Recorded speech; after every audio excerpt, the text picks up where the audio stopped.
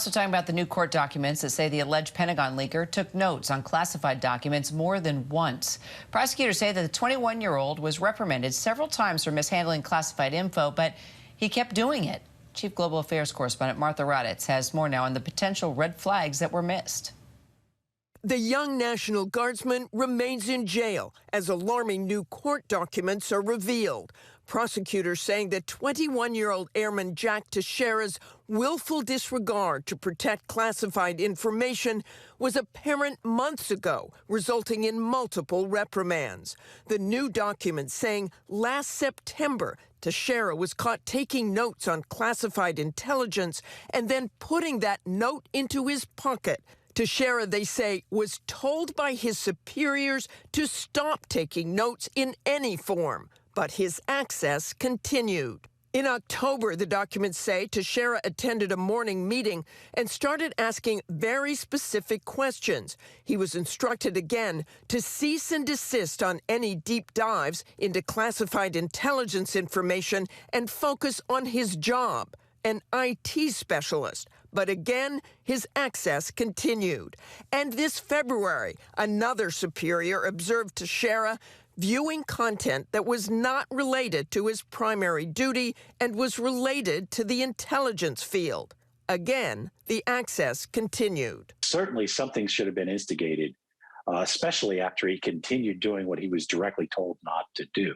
And it may have led to even more documents being leaked. Federal prosecutors releasing more messages from social media platform Discord, where they say Teixeira leaked hundreds of classified documents. In the messages, they say he boasted about the wide swath of classified information he had access to, writing, "There's going to be a expletive of information here. I have stuff for Israel, Palestine, Syria, Iran, China." With Teixeira then adding, according to the documents, essentially saying, "I don't care what they say, I can or can't share all of the expletive I've told you guys I'm not supposed to." I know, thanks to Martha for that. Well, in a pretrial hearing tomorrow, a judge will decide whether Jack Teixeira will remain in jail if this case moves forward. Our contributor and former CIA and former Deputy Assistant Secretary of Defense for the Middle East, Mick Mulroy, joins us now for more. So, Mick, we just saw what you had to say in Martha's piece there. What's the likelihood that a judge would allow Teixeira's release from jail? So, Kara, I think it's very unlikely that he will allow a release from jail. He has shown that not only did he know that he was unauthorized and it was unlawful to do what he was doing, but he has a complete disregard for where it is going.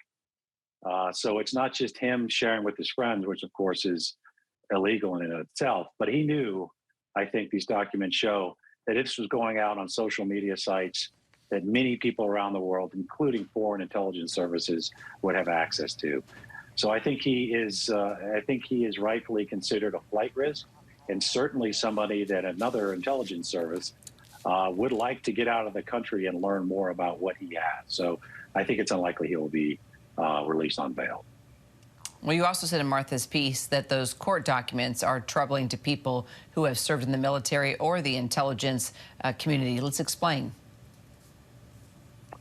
So I cannot think of any reason why an IT specialist would be taking notes on very highly sensitive intelligence of the United States, other than to do something nefarious and likely to commit espionage, quite frankly. That would be one of the telltale signs if somebody's taking personal notes and then removing them. I just don't see how that is logical. I think he should have been immediately removed from having any access to intelligence and that system, and there should have been an investigation of just why he was taking notes.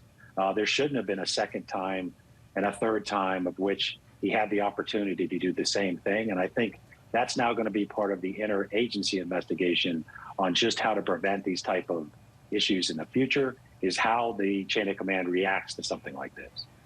Yeah, I mean, what failed here with regard to the chain of command? Two of his superiors, Air Force superiors, remain suspended. It's just amazing that they knew what he was doing even before the leak. So what happened? So that would be part of the investigation, and they deserve to have their full investigation before it's determinant of what they did or didn't do. But just from the documents, seeing that he was warned repeatedly not to do something that, quite frankly, is worthy of at least what would called an Article 32 investigation, which is like a grand jury investigation, that would lead to a general court-martial. This seems to be by far that significant. And I don't know why that wasn't instigated. And I don't understand why during the interim, when you're trying to determine just what was happening here, why he wasn't simply removed from having access to intelligence and having access to the system. It looks clear to me that what he was doing should have raised to that level where he was removed from having access to those materials. So what's the likelihood that they could face graver consequences here, given that they knew what this suspect was doing even before the leak? So I think they'll look at that both administratively and potentially criminally, but it would be more likely to me that it would be administrative and just why the commanders felt that they could let this go repeatedly with just, letters of reprimand or just recording it in his file or giving him a remedial training.